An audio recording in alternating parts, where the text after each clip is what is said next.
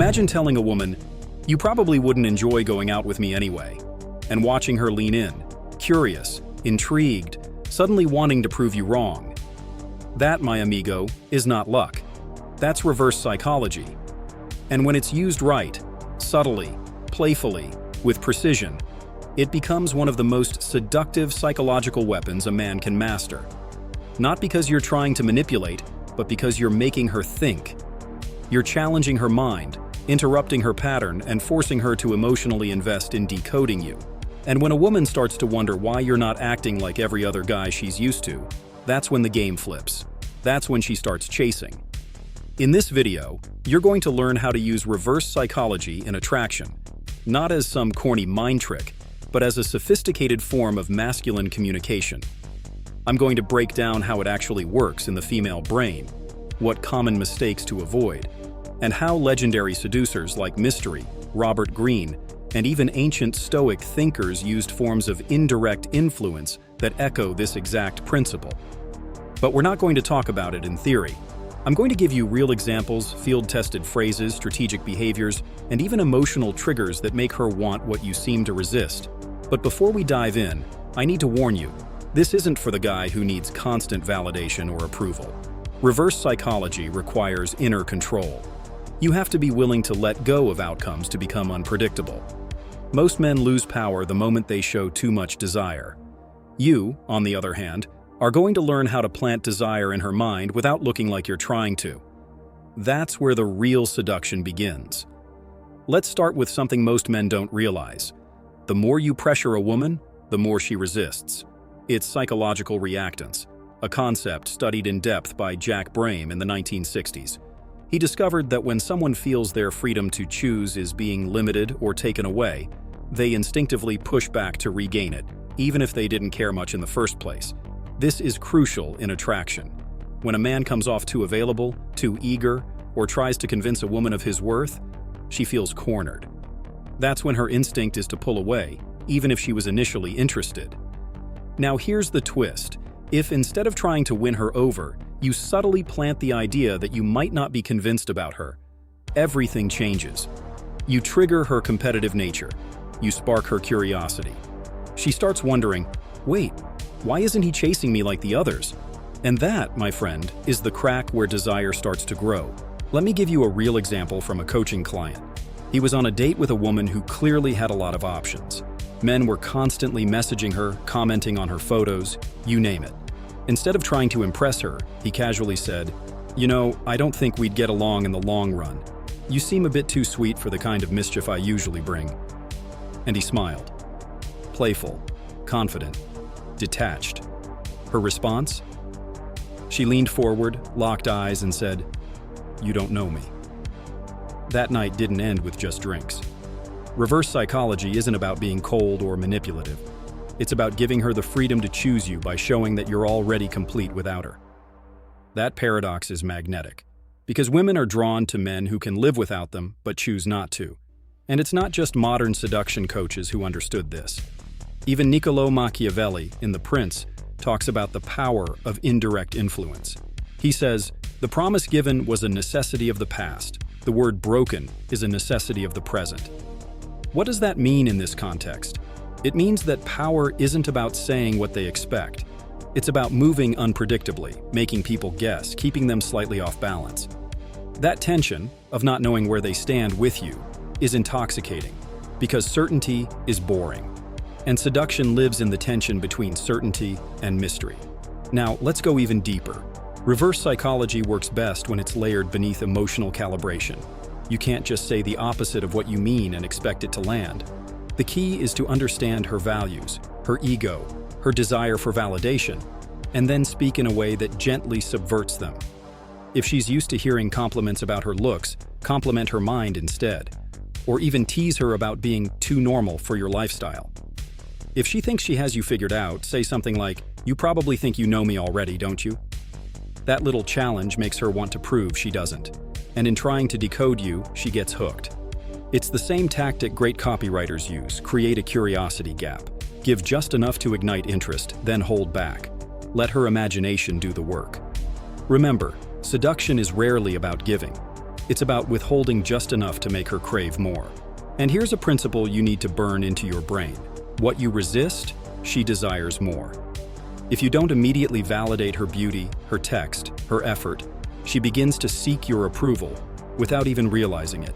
It's not about playing games, it's about rebalancing the dynamic. You're not the pursuer, you're the selector. Let's pause here for a second. Not because the game ends here, but because what comes next requires even more subtlety and control. In the next part, I'll walk you through the 3 core emotional hooks reverse psychology activates in women and how to use them in different situations, from texts to dates to social media presence. Each one has a psychological trigger behind it, and when you learn how to pull those triggers with precision, you'll realize it's not about being perfect, it's about being unpredictable. Now let's step into the real mechanics of how reverse psychology creates emotional tension, not just curiosity.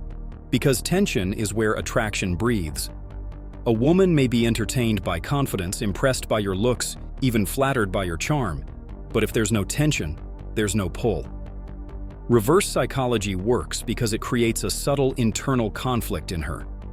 Part of her wants to dismiss you, and part of her wants to understand you. That internal contradiction generates emotional friction, and friction is the root of fascination. One of the most powerful emotional hooks reverse psychology taps into is the desire to feel exceptional. Every woman, consciously or subconsciously, wants to feel that she's different from the rest.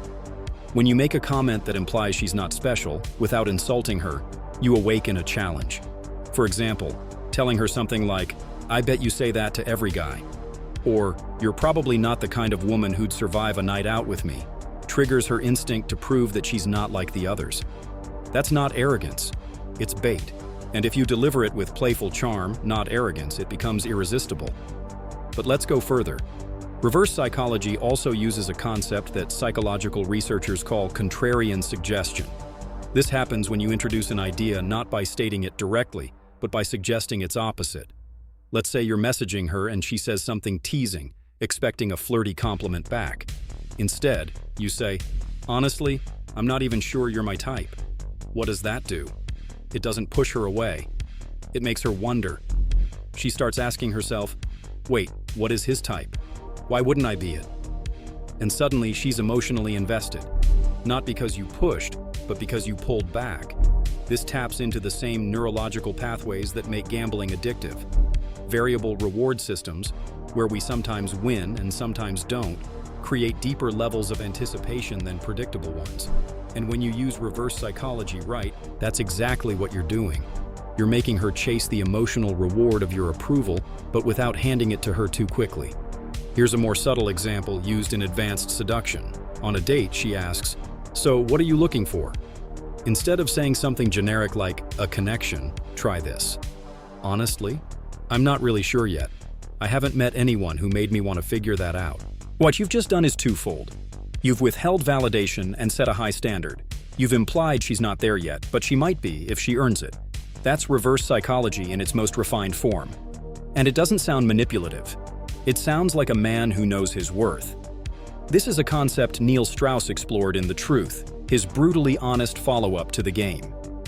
In that book, he talks about how true seduction isn't about picking lines, but about triggering emotional investment, getting a woman to feel something she doesn't feel with others. Reverse psychology, when delivered through calibrated presence, does exactly that. It bypasses her rational filters and goes straight to her emotional ego. And here's something you may not have considered. Women don't just respond to words, they respond to frames. A frame is the psychological lens through which a conversation happens. Most men enter a woman's frame. They respond to her energy, they try to match her vibe. But when you use reverse psychology, you create the frame. You're no longer reacting, you're defining. And women find that profoundly attractive because it signals leadership. It says, "This man won't bend for approval. He'll challenge me and make me feel something real." One powerful way to create a reverse psychology frame is through limiting statements. These are short phrases that put you in control by pretending to disqualify yourself or her. For example, "I usually don't hang out with girls who are this intense." It sounds like you're backing away, but emotionally, you're inviting her to prove she's worth staying for. Or you might say, "You're trouble, I can already tell." which plants the idea that you see her as dangerous. And women love being seen as dangerous in the right way. Why? Because it implies emotional depth, wildness, unpredictability, things they secretly crave to feel. Now let's talk about silence. Reverse psychology isn't just verbal.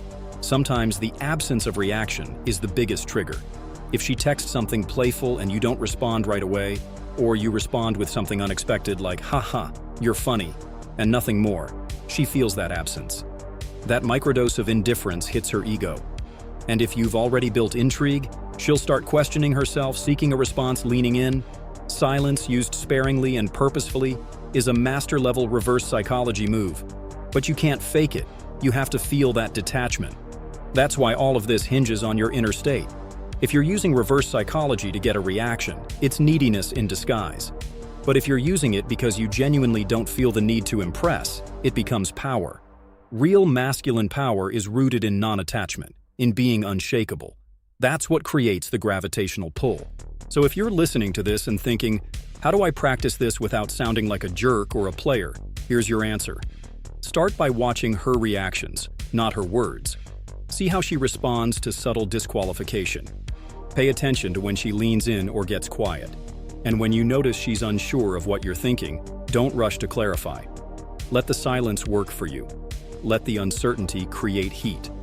We'll explore even deeper levels of this psychology in the next section, including how to flip the dynamic with a high-value woman, how to use reverse psychology in group settings, and how to make it a natural part of your personality.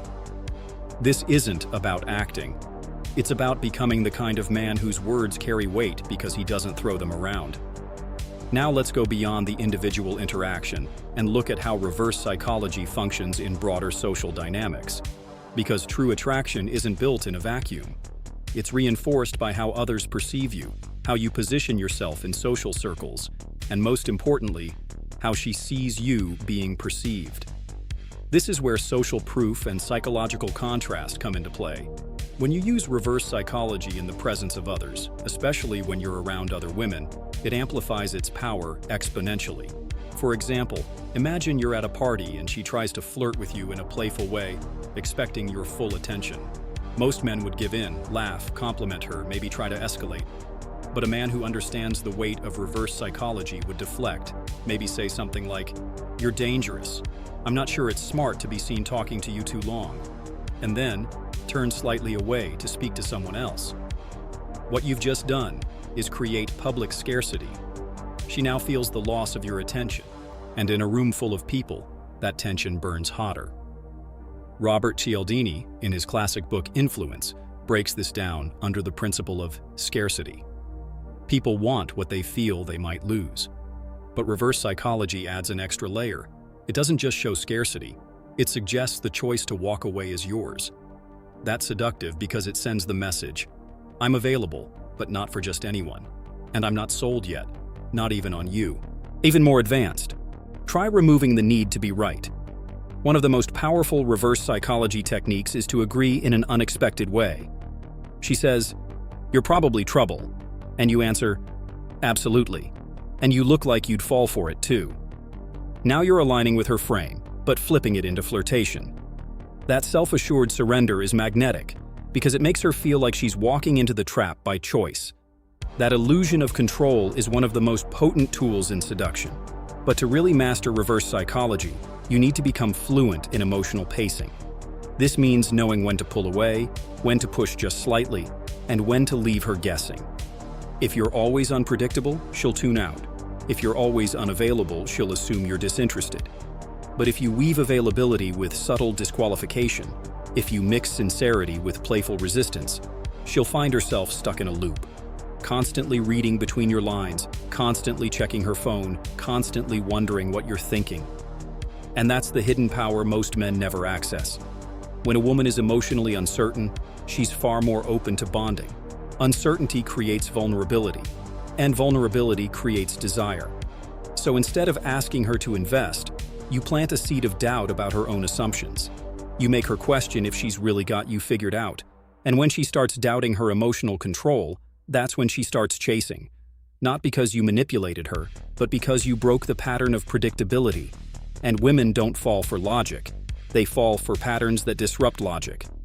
In the next segment, I'll walk you through how to use reverse psychology during conflict or rejection, how to turn no into attraction, and how to remain emotionally dominant without aggression. Because the highest level of seduction isn't just attraction, it's influence. And influence starts the moment you learn to control perception, not just behavior. And now that you've made it this far, you understand something most men never even come close to realizing. The real power in attraction isn't in sweet words, flashy gifts, or proving how much you want her. It's in how you make her feel when you introduce something rare, something addictive, uncertainty. The game isn't about manipulation. It's about understanding human psychology so precisely that you can shift her emotional state without ever needing to say anything obvious. Because once a man masters the art of reverse psychology, he doesn't chase, he becomes the kind of man she wants to figure out. But more than that, this isn't just about seduction. This is a tool for life. Because when you learn to communicate in ways that defy expectations, you awaken a magnetic energy that impacts your work, your friendships, your everyday presence. You stop reacting and start leading. With your calm, with your mystery, with your emotional control. Because seduction doesn't begin in the bedroom, it begins the moment you decide to stop being predictable. If this video made you see things differently, if it opened your eyes to new ways of thinking, speaking, and connecting, then do something about it. Hit that subscribe button if you haven't already, because what's coming next is going to take things to a whole new level. I've got more videos on the way, diving even deeper into psychological strategies, emotional mastery, body language, and how to become the kind of man who doesn't just attract, but leaves a lasting imprint. And now I want to hear from you. Drop a comment below. Which of these techniques hit the hardest for you? Have you ever used reverse psychology without even realizing it? Do you want more examples, more breakdowns, maybe for long-term relationships, or how to use it on a first date? Let me know. I read everything, and this space isn't just mine, it's ours. If this content brought you value, give it a like, share it with a friend who needs to hear this, and stay close. Because you're not just learning how to attract, you're becoming a man with a strategic mind, a grounded presence, and a quiet kind of power that women can feel before you even speak. See you in the next video, where we go even deeper into sharpening your edge. Because seduction isn't a game, it's an art.